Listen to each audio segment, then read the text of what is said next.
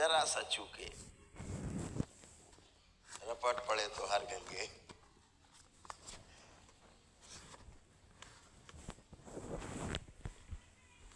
एक भाव हमारे महापुरुषों ने सबसे कहा है, सभी को कहा है,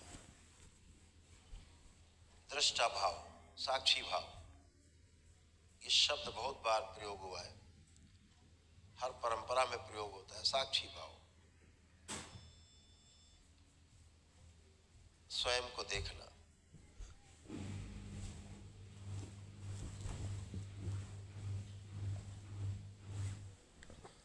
स्वयं को भी देखते हैं ना, तो ये भी साक्षी नहीं है,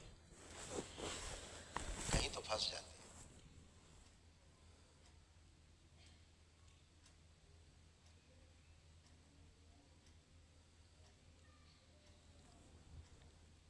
एक एक कदम बढ़ेंगे साधना में धीरे धीरे, तो समझ में आएगा। अभी तो जो लोग दरबार से नहीं जुड़े उन्हें तो यही नहीं पता स्वयं है कहाँ, कौन से स्वयं पे दृष्टि देना है, कौन से स्वयं पे दृष्टि जमानी है, किस स्वयं पर जो है ध्यान देना है, किस स्वयं का साक्षी बनना है। इतने स्वयं भरे पड़े हैं, इतने स्व है गिनती नहीं है। तो किस स्व को ध्यान देंगे? ध्यान ही नहीं देने देंगे। आप कोई चीज उठा के यहां रखोगे, कोई उठा के वहां रख देगा। जिंदगी भर यही होता है। जब पितरों से मुक्ति हो जाती है, अपने पूर्वजों से मुक्ति हो जाती है, तब असली स्व आपका सामने आता है। जैसे आपका स्व स्वयं का आपके सामने है, अब आप स्वयं हैं।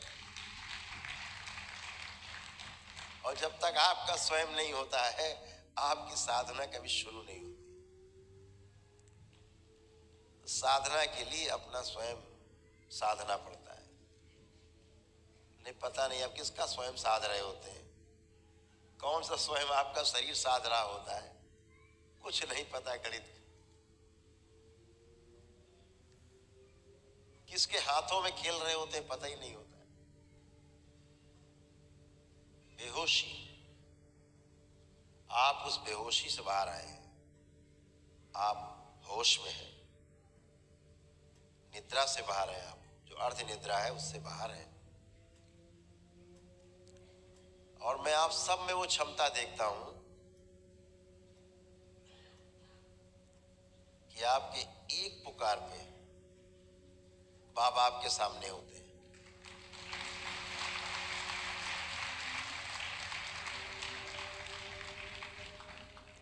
ऐसा मुझे कोई नहीं दिखता जो पुकारे और बाबा नहीं हो। पुकारा और बाबा है, पुकारा और माँ है, ये आप सब महसूस करते होंगे। ऐसे कितने लोग हैं जो पुकारते हैं हृदय से, बाबा माँ पास में होते हैं, हाथ उठाए। ऐसे सभी को बाबा प्रमाणित करते हैं कि मैं हूं, तुम्हारे ही साथ हूं।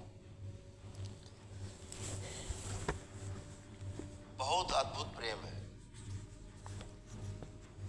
जब आप दरबार आते हैं बहुत आशाओं से भर के, कष्टों से भरे हुए,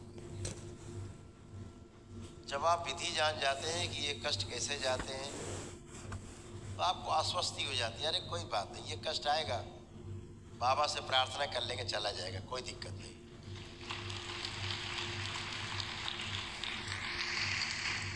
पहले भय रहता था, एक भय था, क्या होगा, अब आगे क्या होगा, कैसे होगा। अब वो भय नहीं रहता। किसी में भय है बचा, किसी में भय नहीं है। इसलिए नहीं है कि बाबा और माँ साथ में है, इसलिए कोई भय नहीं।